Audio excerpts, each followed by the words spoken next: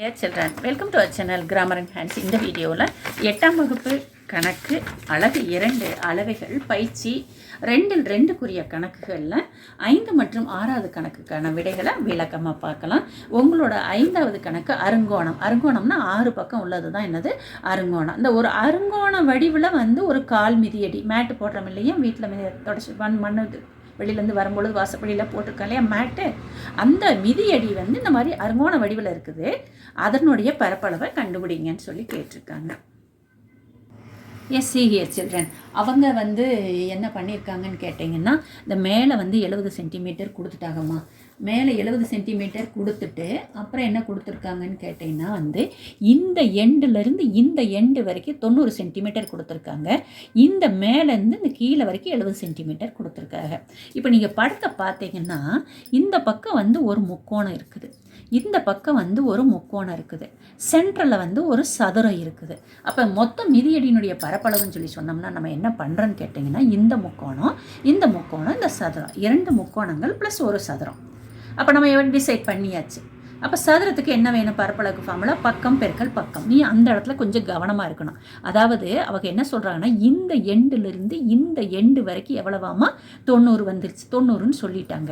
ஆனால் இதிலிருந்து இது வரைக்கும் 70ன்னா ஆட்டோமேட்டிக்காக இதிலிருந்து இது வரைக்கும் எவ்வளவு இருக்கும்? 70. அப்போ இதிலிருந்து இது வரைக்கும் எவ்வளவு இருக்குது? 70. அப்போ இந்த 70 தான் அப்படிங்கிறது தான் என்னது சதுரத்தின் பக்கமாக அமைகிறது.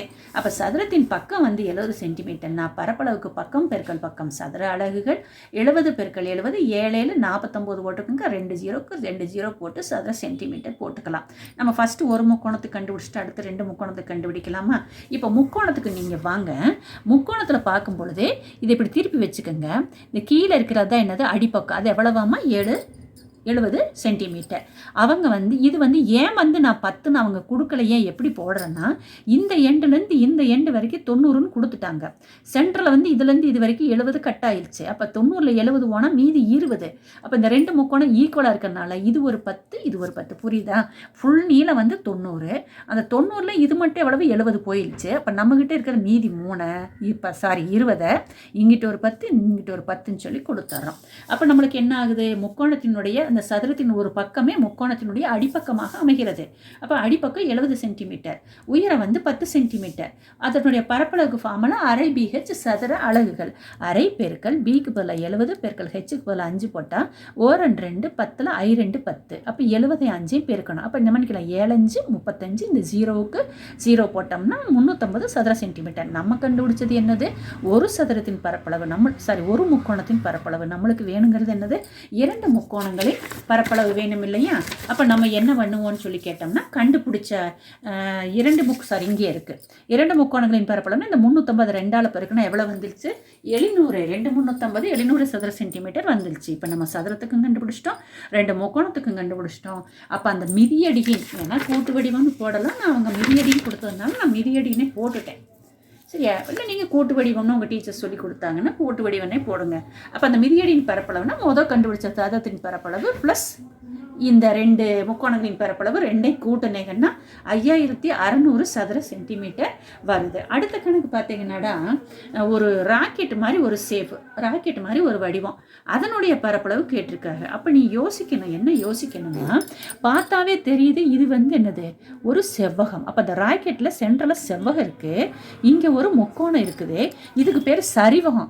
சரிவகம்னா எப்படின்னா, இந்த ஆப்போசிட் 2 சைட்ஸ் இப்படி இந்த மாதிரி இருக்குது, நம்ம அந்த பூத்தொட்டி மாதிரி இருக்குன்னு வச்சுக்குவேன்.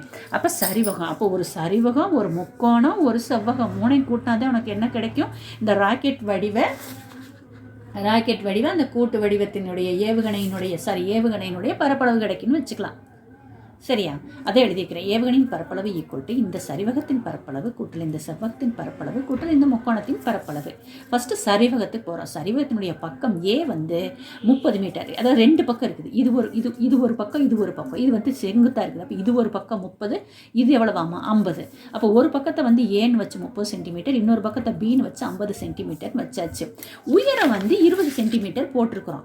எப்படி 20 சென்டிமீட்டர் போட்டிருக்கிறோன்னு சொன்னால் அவங்க கணக்குலேயே கொடுத்துட்டாங்க. இதுலேருந்து இது வரைக்கும் எவ்வளவு எவ்வளவாமா 20 சென்டிமீட்டர் போட்டாச்சு. அப்போ சரிவகத்தினுடைய பரப்பளவுக்கு ஃபார்முலா அரை ஹெச்ன்ட்டு ப்ராக்கெட்டுக்குள்ளே போட்டுக்கோங்க. ஏ ப்ளஸ் பி அப்படின்னா ஏயும் பியும் கூட்டி அரை ஹெச்சால் பெருக்கணும். அப்போ அரைக்கு அரை ஹெச் உயரத்துக்கு பதிலாக 20 ப்ளஸ் ஏ ப்ளஸ் பின்னா 30 ப்ளஸ் 50 போட்டாச்சு. அடுத்து ஓ 2 இந்த 20 பைத்திரண்டு 20 இந்த ப்ராக்கெட்டுக்குள்ள அடிக்கூடாது தங்கம். ஓ 2 5 2 கூட்டல் வேலையெல்லாம் முடிச்சுடுத்த நீ பெருக்கணும். அப்போ ஓ 2 பைத்திரண்டு 20 அடிச்சிடமாம்மா. இப்போ நம்மகிட்ட இங்கே ஒரு 10 இருக்காமா, 30 50 கூட்டினா 80. அப்போ 10 80 இருக்குன்னா 80 வத்து எவ்வளவு 800 சதுர சென்டிமீட்டர். இப்போ செவ்வகத்துக்கு போகலாமா. செவ்வகத்தின் நீளம் வந்து 80 சென்டிமீட்டர், அகலம் வந்து 30 சென்டிமீட்டர் இல்லையாம்மா. அப்போ செவ்வகத்தின் பரப்பளவு ஃபார்முலா நீளம் பெருக்கல் அகலம் சதுர அலகுகள். அப்போ 80 பெருக்கல் 30 சதுர சென்டிமீட்டர். அப்போ 8 பெருக்கல ஈஸியாக 8 3 பெருக்கணும்னா 24. இங்கே ஒரு 0 இங்கே ஒரு 0. அப்போ 2400 சதுர சென்டிமீட்டர் அப்படிங்கிறதா என்னது செவ்வகத்தினுடைய பரப்பளவு. இன்னும் நம்மளுக்கு என்ன கண்டுபிடிக்கணும், அந்த முக்கோணம் கண்டுபிடிக்கணும் இல்லையா.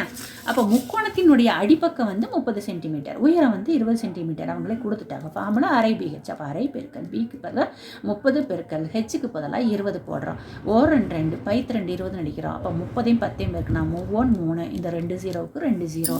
அப்போ ஏவுகணையின் பரப்புனா சரிவகத்தின் பரப்பு ப்ளஸ் நம்ம கண்டுபிடிச்ச செவ்வகத்தின் பரப்பு ப்ளஸ் நம்ம கண்டுபிடிச்ச முக்கோணத்தின் பரப்பு 3ஐயும் கூட்டினீங்கன்னா உங்களுக்கு 3500 சதுர சென்டிமீட்டர் ஆகும். கணக்கு அப்படின்னு சொல்லும் பொழுது மற்ற சப்ஜெக்டை விட உங்களுக்கு கணக்கில் என்ன பிரச்சனைனா, முதல்ல புக்கில் இருக்கிறத வந்து கரெக்டாக வந்து நம்ம காப்பி பண்ணி நோட்டில் போடணும். ஃபஸ்ட் என்ன கொடுத்துருக்காங்க, என்ன கேட்டிருக்காங்க, கேட்டதுக்கு என்ன ஃபார்முலா, அப்போ அந்த ஃபார்முலா இருக்கிற எல்லாமே இருக்கா, இல்லைன்னா என்ன பண்ணுறது. ஒரு எக்ஸாம்பிளுக்கு வந்து இப்போது வந்து இந்த கணக்கை நம்ம பார்க்குறோன்னு வச்சுக்கோங்க. இந்த கணக்கில் வந்து என்ன கூட்டு வடிவம்னா ஒரு சதுரமும் 2 முக்கோணமும் போடணும். அப்போ இதுலேருந்து இது கொடுக்கலையே. அப்போ முக்கோணத்தின் ஃபார்முலா, முக்கோணத்தின் பரப்பளவுக்கு ஃபார்முலா வந்து அரை பிஹெச். பி வேணால் அடிப்பக்கம்னு கொடுத்துட்டாங்க, ஆனால் ஹெச் கொடுக்கலையே. அப்போ என்ன பண்ணுறதுன்னு யோசிக்கணும், எப்படி கொண்டு வரதுன்னு யோசிக்கணும். ரைட், இதுலேருந்து இது வரைக்கும் இவ்வளோ போச்சுன்னா இவ்வளவு, அந்த மாதிரி டிசிஷன் பண்ணிவிட்டு நீங்கள் நோட்டில் கை வச்சு போட ஆரம்பிக்கணும். மனசுக்குள்ளே சொல்லிக்கிட்டே போடணும்.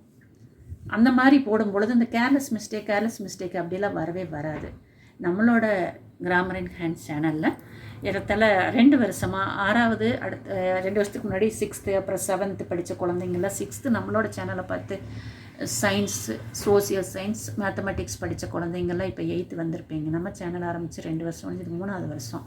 8th படிச்சுட்டு இருப்பீங்க குழந்தைங்களா. நீங்கள் 6th 7th நம்ம வீடியோவை நம்ம சேனலை ஃபாலோ பண்ணீங்க. 8th போடலையே மேத்ஸ் அப்படிங்கிறதுனால போட்டுட்ருக்குறோம். ஃபஸ்ட்டு சாப்டர் ஃபுல்லாகவே போட்டுட்டோம், இயற்கணிதமும் போட்டுட்டோம், இது 2வது சாப்டர் போட்டுட்ருக்கோம்.